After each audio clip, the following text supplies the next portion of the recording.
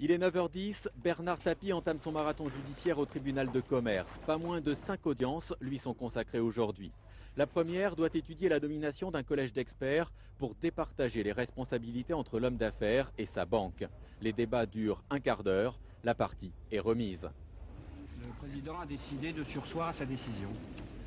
C'est-à-dire qu'aujourd'hui, il lui appartiendra de... Et qu'est-ce qu'il a donné comme raison? Il lui appartiendra, le cas échéant, de donner une raison. Le tribunal ne donne qu'une date, le 6 janvier prochain, pour la reprise des débats. Vient alors l'examen de la mise en redressement judiciaire personnelle de Bernard Tapie et de son épouse suite à la mise en redressement judiciaire de deux de leurs sociétés le 30 novembre dernier. Comme le parquet a fait appel de cette dernière décision, on nage en plein imbroglio. Les juges se donnent jusqu'à 19h pour trancher. Même chose pour l'examen de la situation de BT Gestion, une autre société en difficulté de Bernard Tapie. Il est 13h, l'homme d'affaires quitte le tribunal en voiture, mais il ne fait que 100 mètres et le voilà devant le tribunal correctionnel pour outrage à agent et diffamation publique envers 7 policiers.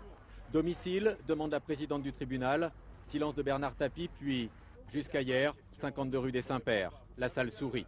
Maître Lévy, avocat du député, soulève une question de procédure. Pour lui, Bernard Tapie, élu le 12 juin député européen, bénéficiait au moment des faits et des plaintes de son immunité parlementaire.